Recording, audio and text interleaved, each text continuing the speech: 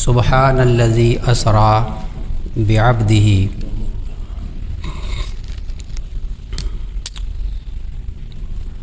پاک ہے وہ ذات جو لے گئی اپنے بندے کو لیلم رات کے ایک حصے میں،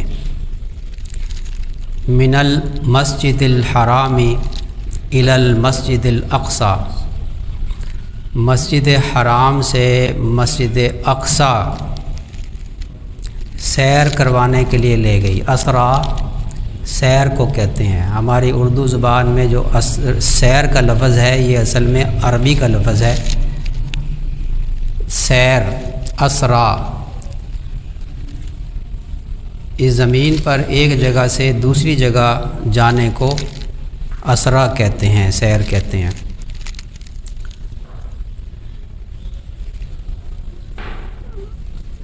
یہ سورہ بنی اسرائیل کی پہلی آیت ہے۔ اس کو سورہ اسرا بھی کہتے ہیں۔ ہجرت سے تقریباً 1 سال پہلے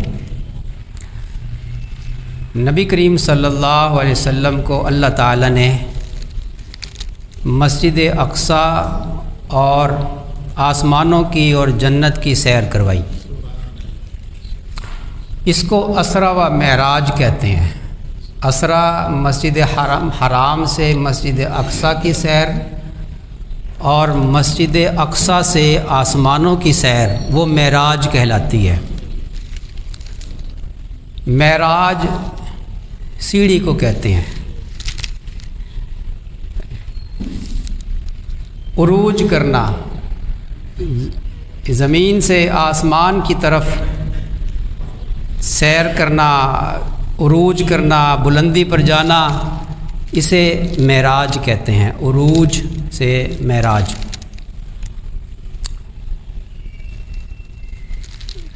یہ کس تاریخ کو یہ واقعہ رونما ہوا؟ یہ معجزہ، بہت بڑا معجزہ۔ یہ آیت کا پہلا لفظ بتا رہا ہے کہ اللہ تعالیٰ شانہ اگلی بات جو فرما رہے ہیں وہ غیر معمولی واقعہ ہے، غیر معمولی بات ہے جو اللہ تعالیٰ شانہ آگے بیان فرما رہے ہیں۔ سبحان الذی، پاک ہے وہ ذات، بے عیب ہے وہ ذات، عیب اس میں کوئی نہیں، خوبیاں اس میں ساری ہیں، وہ جو چاہے کر سکتا ہے۔ اپنی پاکی بیان کی کہ میں لے جا سکتا ہوں۔ تم سوچو گے کہ یہ کیسے ممکن ہے؟ اللہ تعالیٰ نے پہلے ہی لفظ کے اندر اس کا جواب دے دیا۔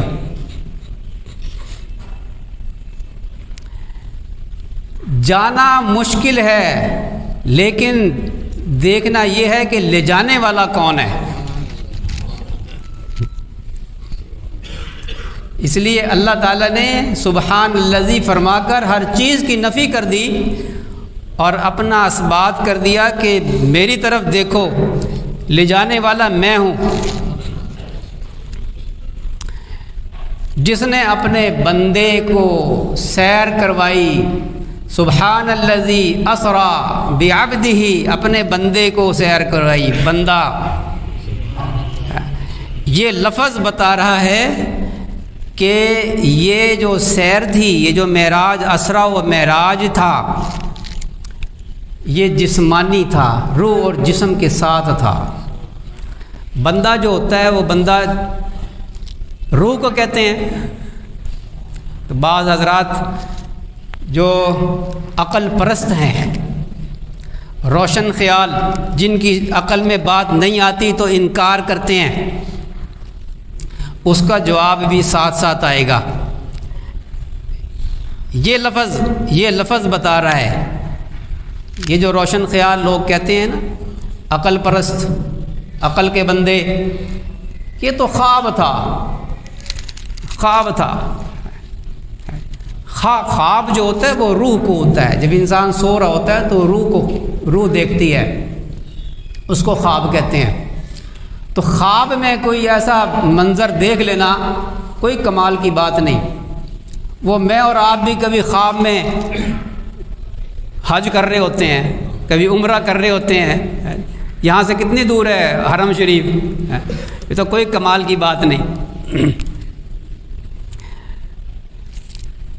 کمال یہ ہے کہ رات کے ایک حصے میں سفر شروع کیا جائے اس روح اور جسم کے ساتھ، اور اس ایک حصے میں مسجد حرام سے مسجد اقصیٰ چلے جائیں، اور پھر وہاں پر سیڑھیاں لائی جائیں اور ان پر چڑھ کر آپ علیہ الصلوۃ والسلام اسی رات کے ایک حصے میں سفر فرمائیں، پہلے آسمان پر، دوسرے پر، تیسرے پر، ساتوں آسمان کی سیر، پھر سدرۃ المنتہا، اور جب واپس تشریف لائیں تو وہی وقت ہے وہاں پہ حرم شریف میں۔ کمال تو یہ ہے۔ فرمایا کہ سبحان الذی اسری بعبدہ، اپنے بندے کو لے گئی وہ ذات جو پاک ہے، بے عیب ہے۔ لیل عربی میں رات کے ایک حصے کو کہتے ہیں۔ من المسجد الحرام مسجد الاقصیٰ، مسجد حرام سے مسجد اقصیٰ، اقصیٰ کہتے ہیں دور کی جگہ کو۔ مسجد حرام سے مسجد اقصیٰ 1 مہینے کی مسافت ہے۔ اس وقت جب قافلے چلتے تھے تو 1 مہینہ لگتا تھا مکہ مکرمہ سے شام فلسطین، 1 مہینہ لگتا تھا۔ 1 مہینے کا سفر اللہ تعالیٰ نے اپنے پیارے حبیب صلی اللہ علیہ وسلم کو کروایا رات کے ایک حصے میں۔ صرف مسجد اقصیٰ نہیں، آگے سورہ نجم میں اللہ تعالیٰ شانو نے سدرۃ المنتہا کی بات فرمائی، اور احادیث میں بڑی تفصیل آئی ہے اس واقعے کی، یہ معجزہ، سبحان اللہ، عجیب۔ اپنے محبوب کو بلایا اپنے پاس، آسمانوں کی سیر کروائی۔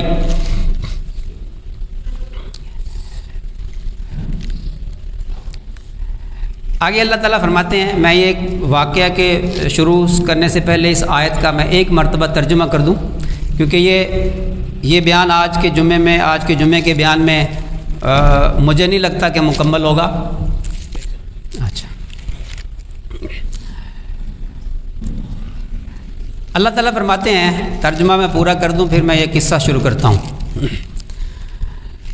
سبحان الذی اسری بعبدہ لیلا من المسجد الحرام الی المسجد الاقصی الذی بارکنا حولہ، مسجد اقصیٰ کے گرد اللہ تعالیٰ شانو نے برکت رکھ دی ہے۔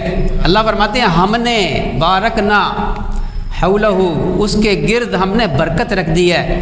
یہ جو مسجد اقصیٰ ہے، اللہ نے اس مقام پر برکتیں ہی برکتیں رکھ دی، جسمانی برکتیں بھی اور روحانی برکتیں بھی، ظاہری برکتیں بھی اور باطنی برکتیں بھی۔ اس مقام پر بے شمار انبیاء علیہ السلام آئے۔ یہ حضرت ابراہیم علیہ السلام کا مسکن رہا،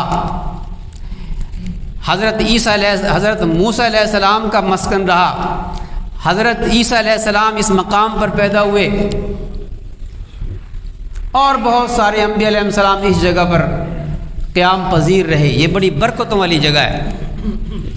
اللہ فرماتے ہیں کہ بارکنا حولہ، ہم نے برکتیں رکھ دی ہیں اس کے گرد۔ لنریہ من آیاتنا، اس سیر کا مقصد اللہ نے بیان فرمایا کہ ہم تاکہ اپنے پیارے حبیب صلی اللہ علیہ وسلم کو اپنی بہت بڑی بڑی نشانیاں دکھائیں۔ ان نشانیاں دکھانے کے لیے اللہ نے اپنے نبی صلی اللہ علیہ وسلم کو کیا کچھ دکھایا، اللہ اکبر کبیرہ۔ ہمیں تو بہت تھوڑا پتہ ہے، ہمیں بہت تھوڑا بتایا گیا ہے، بہت تھوڑا بتایا گیا ہے۔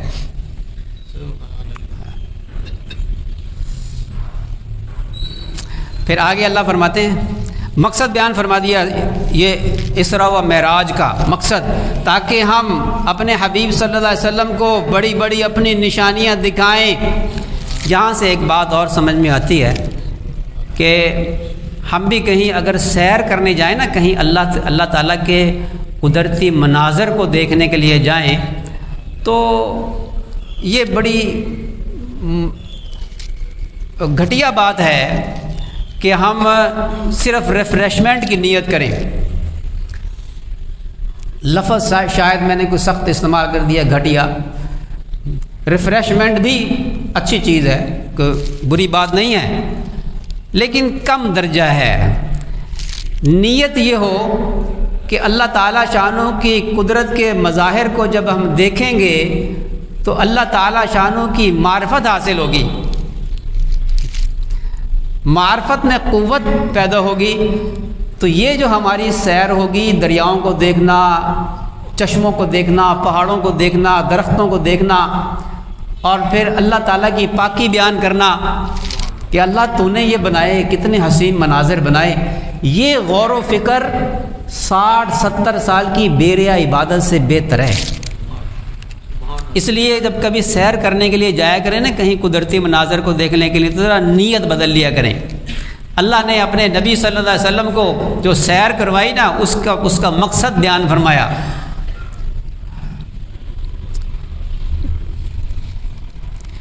آگے اللہ تعالیٰ فرماتے ہیں اِنَّهُ هُوَ السَّمِيعُ الْبَصِيرُ، اِنَّهُ بے شک وہ، پھر وہ، یہ جو اِنَّ کے ساتھ ہو ہے نا ضمیر، اس کا مطلب بھی ہے وہ، بے شک وہ، اور ہوا اس کا مطلب بھی ہے وہ، دو دفعہ اللہ نے فرمایا۔ اِنَّهُ بے شک، بے شک بھی جو ہے تاکید، اِنَّهُ بے شک وہ، هُوَ السَّمِيعُ الْبَصِيرُ وہ ہے سمیع اور بصیر، سننے والا اور دیکھنے والا۔ یہ تو آیت کا مفہوم ہو گیا۔